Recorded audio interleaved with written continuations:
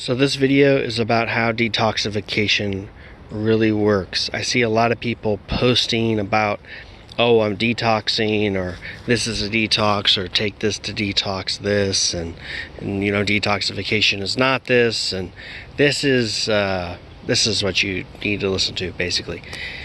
So detox is anything that happens when the body, something is not in the body that shouldn't be there, and the body's going to work to get it out. Think of a splinter, right? You get a splinter, it may seem pretty benign, but actually if it's from treated lumber, it's actually quite toxic because it's been bathed in a bunch of chemicals, fire retardants and preservatives and things like that. So not good. But even if you're just getting a splinter from a tree or something, it doesn't matter. You know, some stuff is more toxic than others. So the body's going to send, maybe, sometimes it doesn't happen, depends on how deep it is, white blood cells to the area, which is going to push whatever it is out of the body, right? And then it comes out of the body, and that's basically how detoxification works at a very simple, high level, okay? You want to think about like layers as well. So as you grow and develop over time and are exposed to all the things that we're exposed to, willingly or unwillingly, the body will get rid of some of that, but it will also sequester some of it to mitigate the damage to more sensitive and important areas of the body. Sometimes this can't happen, or it doesn't happen, which is why some people have different symptoms or outcomes than others, right? So I was very skinny as a child, formula fed as well, so you know, I'm cooked, but you know, I just can't give up, got to keep going, right? Got to stay positive. But having gone through detoxifications, I can tell you that it doesn't really matter what time of year. It doesn't always depend on what you're eating, right? So I've had heavy detoxes in the middle of winter where there's no sun, where it was cold, and then I've had heavy detoxes in the summer, right? So, and I'm outside working, you know, most days of the week. And my diet is pretty consistent, right? Sometimes in the summer, in the spring, in the fall, I'm eating more fresh produce because I work for a farm and I get that for free. So that's great. And in the winter, not so much, but I'm still having detoxes, right? So if you shouldn't be focused on detoxing. You should just be focused on building a new body, especially if you're starting the diet. You need to build up your new body, new cells, coat your nerves and other important organs and glands with fats. So when you are eating raw meat, which is going to build new cells and replace old cells, your body has a place to put that stuff and it doesn't have to deal with it. Bacteria, fungi, parasites, the ever elusive virus, okay, these are all things the body will use to help deal with the toxicity, to deal with the cells, the tissues, and they all have different rates of waste product, which can cause symptoms, right?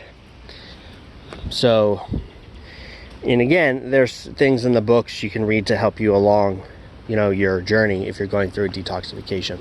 I won't elaborate on that here. This is more about how, okay? Also incentive for you to read the books. Anyway,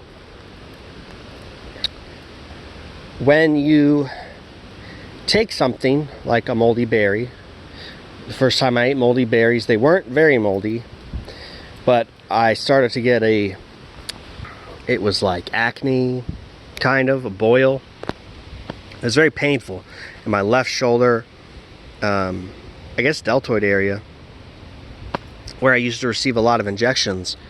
I thought that was an interesting coincidence. And after about 2 weeks, it came to a head and just hard pus came out, not a lot of blood. So there's that. Tonsil stones, another happening when I was eating moldier berries. And drinking the spore formula, the magic juice detox version. I was getting a lot of tonsil stones, particularly for my left tonsil, because I don't have a right tonsil for some reason. Never had any tonsillectomies. I think the tonsil just dissolved because of the number of injections I got and how skinny I was. So I only get tonsil stones out of my left tonsil. It's the only one I think I have, and it's the only one I can see at least. And again, calcium is being used to surround. Calcium's a very common mineral in the body, and the body will use that to surround free radicals, expel them from the body.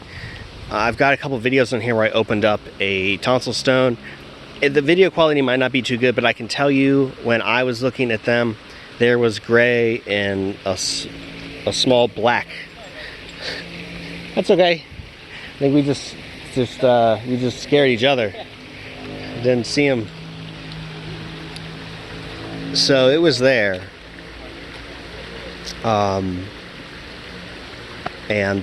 Yeah, I don't know how good the quality is, but I think that's what was happening. And that dog really snuck up on me. We just kind of scared each other. almost went at him, you know, because you never know. Not that I mind dogs off leash, right? I mean, I'm not, you know, I can take a dog, it's no big deal, but I was just kind of in the zone on this, and the water is very nice and calming. Anyway, that's the other thing. So cream can also be detoxifying if you're eating a lot of cream.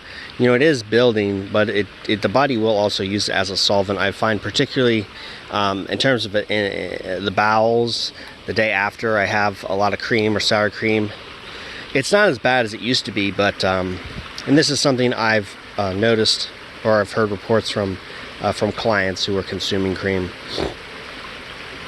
Again, it's not too harsh, but you know, it happens. The milk. So the raw milk's a big controversy, kind of, because some people say, oh, well, you know, you don't need raw milk, or, you know, raw milk isn't important, or you shouldn't drink raw milk, you don't need it. You know, I think raw milk was great. It's been great for me. When I first started, for 2 weeks, I had diarrhea and loose bowels, and this was because I was drinking a lot of it. I really craved it. But eventually this went away, right?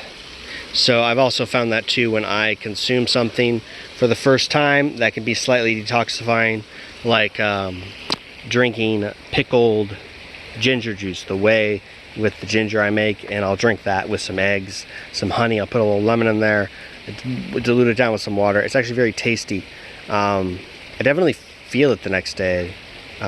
Grapefruit juice, when I first started drinking grapefruit juice with raw cream and eggs, I was getting a lot of really stinky gas, and the next weeks I would drink grapefruit juice because it's a once a week thing. Fine, no bad gas really. Coconut cream, when I was doing coconut cream for the first time, had some diarrhea, and then that went away. So as you introduce these new foods you've never had before, or foods you may need, the body will start to utilize them in a detoxification capacity, especially if they can be used as a solvent, right? Fruits, coconut cream, coconut oil, things like that. So again, that happens, and sometimes it may happen for a few weeks, but it should go away. But of course, it's not to say there aren't people who can't drink raw milk. I mean, obviously this exists. Dairy is obviously very helpful. If you can't get it, you'd have to really supplement it with more fats, right? More animal fats.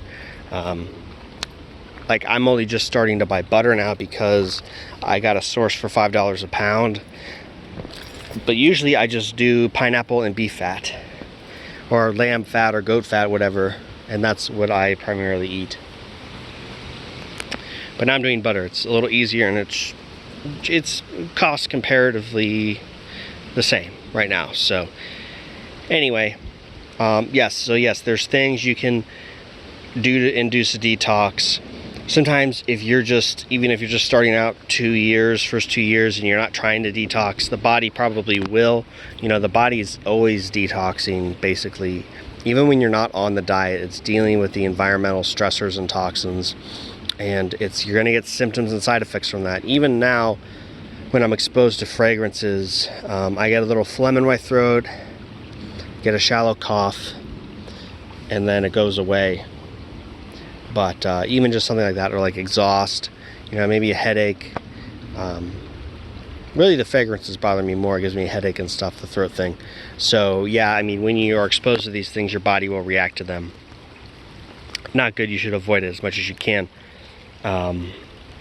If you work in a capacity where you have to be around that stuff, get a good respirator that filters AGOV protection. I got a video on that.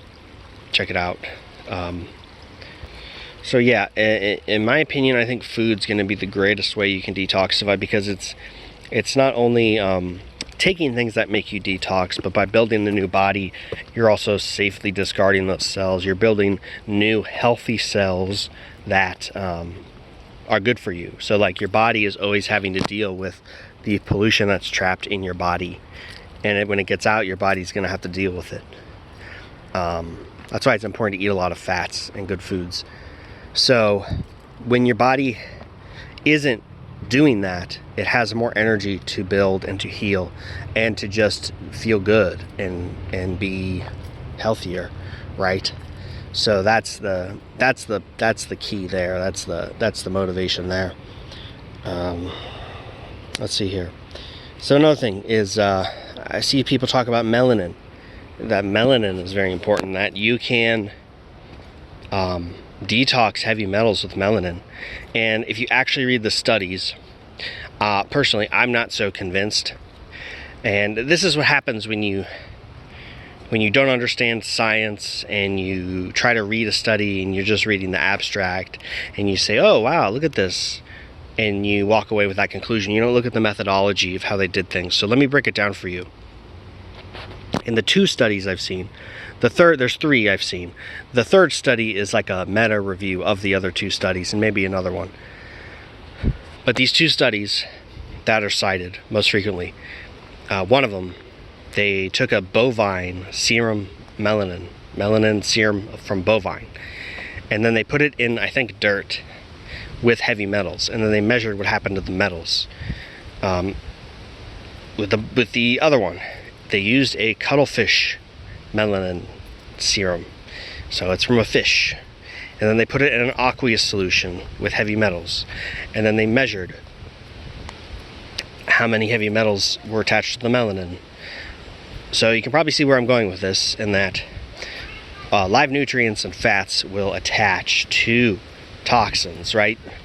So if you're creating an isolated environment, there's dirt, there's metals, there's a melanin serum, where are the toxins going to go, right? They're going to go to the melanin. So that doesn't necessarily mean melanin detoxes heavy metals, right? Melanin is produced in the brain, the skin, and the hair, primarily. So the skin is our largest organ. It's a filter. Filters in, filters out. It's where we sweat. Sweating does help you detoxify, right? So the lymph system and the circulatory system are connected. The lymphatic system filters the blood, right? And it brings nutrients to the body. If your lymphatic system is clogged, this is not going to be happening. It's not going to be efficient. So when your body is detoxing, stuff is coming through your skin, through your connective tissues, through your skin, out of the body. Okay? So that's what acne is. So acne, you know, it could be linked to leaky gut. I'm kind of surprised that there isn't a study to back this up, that it isn't even a symptom, because they look at if you've got knee pains and bowel issues, they're like, oh, you probably have leaky gut. So I'm surprised that acne hasn't been linked. or at least from what I've seen in the medical literature, that it isn't a standardized like symptom, which I feel like it maybe should be if it really is. So acne isn't always linked to leaky gut either, right? So it can just be a detoxification. Like back to the melanin, where it's produced in the skin. So if people are going to say melanin detoxes heavy metals, right? Okay, but where do they go? Where are they going? They're coming out of the skin, right? Yeah? Or do you not know how melanin works and where it is made? It's a little concerning if you're going to write off all acne as leaky gut issues. And then you're going to turn around and say, oh, but melanin is the best detoxifier of heavy metals. And then, so where do the metals go, dude? Like, they go through the skin. And these metals are very caustic, harmful compounds. For example, I've had burns on my tongue, right, from detoxification, heavy metal detoxification during my insomnia. And I was getting burns on my tongue, which is crazy, because I'm not sipping on hot tea, coffee, or ramen, right? And eventually got better, right? But that was crazy. And then I've had bowel detoxifications where my bum went dry because I couldn't stay off the toilet for more than 15 minutes at a time. Constantly going to the bathroom for 3 days, 4 days. I was also vomiting for the first 2 days. And yeah, the metals are going to corrode your skin, especially those softer membranes like your tongue, the rectum. Yeah, so acne is detoxification. It's pretty obvious because you could take all those other factors and do everything you can for your gut. But if you're doing this diet, it's going to cause acne. You know, Ajonas has said this is not the diet. He's like, I don't say this is going to fix your skin issues for this diet, your acne issues, if you do this diet. Now, my skin's gotten better over the years, but I do have breakouts. I do have the odd breakout. Like, and they're bigger, painful sores, like bigger, painful pimples. I've also had, when I was going through my insomnia detoxification, doing baths twice a week. And this was doing the baths, you know, I used to do them occasionally, but this was dedicated, religious bath taking. And I was getting, and I've talked to several friends and one client about this, they got pimples at the base of their scalp, where their neck meets their scalp, behind the ears. And if you look up, this is really useful to do, look up a map of your lymph system and your lymph nodes, because that's going to show like where a lot of things are dumping. When I had my eczema behind my knees, between my elbows and the back of my neck, lymph nodes, high lymph node dumping coming out of the skin. So having these pimples, and they went away. It wasn't really necessarily painful, but there was like that, you know, those orange kind of gel-like crystals coming out of my body back there. Could be plastics, could be seed oils. That's kind of what they look like. But also getting white pus and things.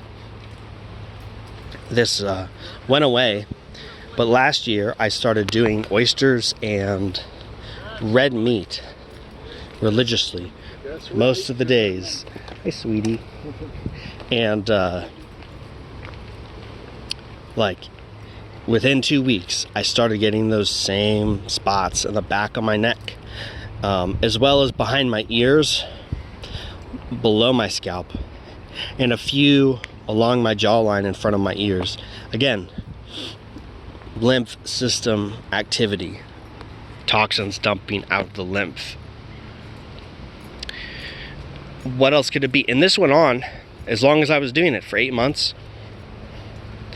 And the results are great, by the way. 1/2 cup to 1 cup of meat red meat with the oysters. Yeah, really great way to get the metals out of your body. I'll just say that I feel the difference from last year, and the frequency has dropped on that. I'm still doing a lot of oysters and stuff. I still have some of the spots in the back, but they're definitely not as bad. So this is definitely something caused by food. It's not causing me issues. It's not really sore either. You can't see it. I'll pick at it every once in a while because it might itch after it scabs and oozes. I know some people are very self-conscious about that. You know, I don't care. Like I said, I used to have really bad eczema, the worst my doc ever saw.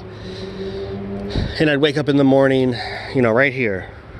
I'd wake up every morning, I'd sleep like this, and then I'd open up the wounds every morning for like a year and a half. Because I couldn't stop scratching it. It just felt too good to scratch. Like, it was almost like instinctively I was trying to get stuff out of my body. And as you can see, there's no scarring here.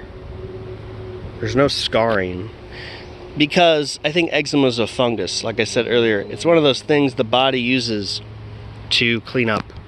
And if it was my skin that was really being damaged, there would be definite scarring there. There was huge. This whole area was just a big oozing orange, red, flaky scab. Along with the back of my neck, the other elbow, and behind my knees. So, you know, skin problems, like, you know, that was a living hell. Acne can be self-conscious, but that also was self-conscious for me too. You had people like, I'd hear people say, whoa, dude, look at that kid's neck. It's like, yeah, I walk around like I'm a freaking leper patient or something. Patient zero walking around. But the best thing you can do for your skin issues is to just do the diet, eat a ton of fat, do the bass, and make sure you're doing your vegetable juice too, because that also helps clean the blood. And you don't want to just do celery. Like I've said, you need celery and at least a little bit of parsley, right? This is what is in the book in black and white under alkalizing foods. So that's what you need, not just celery. Everybody I talk to who just does celery, they have problems, they have plateaus. So just saying. Back to detoxification. Yeah, so acne is definitely detox. It has to be. If melanin detoxes heavy metals and it leaves through the skin where melanin is produced, then it has to be. Also, my weight loss, I've noticed I've had more acne along with the scalp, the crown of my scalp. One thing Ajahn has missed out on was that we have lymph vessels in our brain. He did not say there was lymph activity in our brains. I think this was discovered in like 2016. So he wasn't around for that, but it does make sense. There is a lymph system up there. So, you know, I'm losing a lot of weight, especially fat in my face. And I've got, you know, an increased acne spot just around the crown. So I'm not getting acne in the same places. I'm getting acne in different places at different times. And my diet is mostly the same. My environment is mostly the same. So I can assume this acne is detoxification. You know, one day I'll be able to, I might be all detoxed by then, but I would just like measure samples. I'd get samples and I'd measure them, have them tested. So that's, if someone could do that, that would be really helpful. Documenting that. It is very expensive though. It's probably like $3 to $5 grand to have something analyzed like that. Hair tests are a little cheaper. Anyway, so gosh, where did I leave off? Oh yeah, well, so melanin, sunlight, like I said, it doesn't really matter how much sun you're getting. Your body's going to detox. Sunlight can help you heal faster.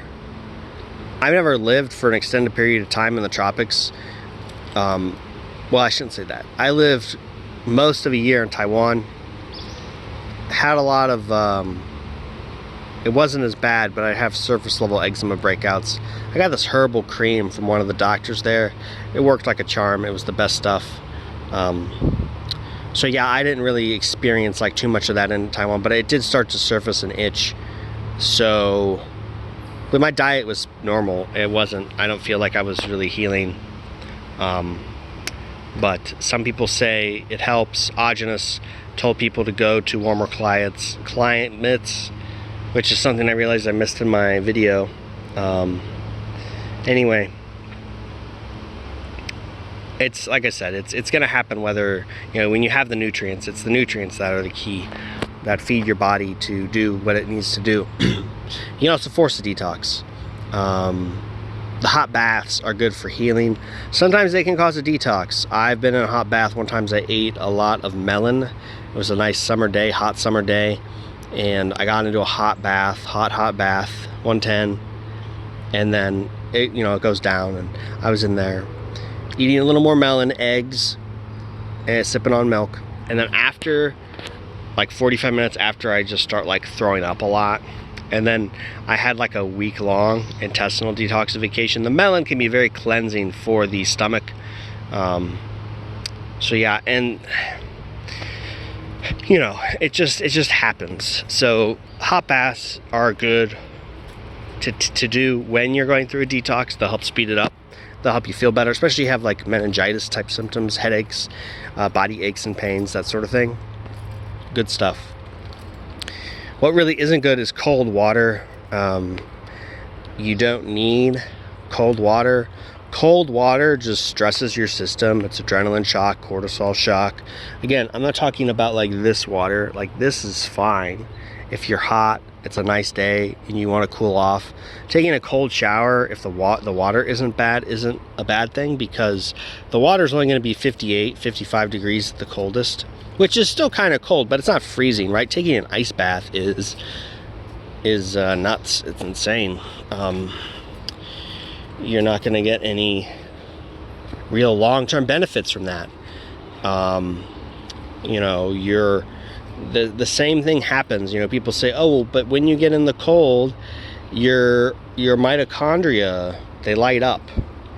Well, yeah, it's because you're not supposed to be that cold, you dingus. Of course your mitochondria are going to light up. They're going to start working to create a homeostasis in the body so you don't die. You get in a hot bath, right? Your body likes that. By the way, same thing. Like, your mitochondria are still going to light up and be active and create light in the body. So there's no reason to take a cold bath. The only reason is if you were at a hot spring and you wanted to jump into a river and cool down. And you do that, they do that for like 90 seconds. If it's freezing, you know, like really only limit it to 90 seconds. You can probably get away with it if it's just like a river like this, because it's not going to be freezing. But that's very shocking to the nerves. It's going to be heavily detoxifying, so you need to make sure you have enough weight to sustain that. The effects. Oh, I got something in my eye. Shit. Yeah, I'm standing on this log here and losing my balance. I don't know what the hell got in my eye. Anyway, yeah, so hot baths good, ice baths bad. You can't combine them, but limit the time you're in the cold or the freezing cold, right? So yeah, that's about it in terms of detoxification and everything. Some anecdotes, some wisdom, some logic, and that's all. If you have questions or comments, just leave them below. Take it easy.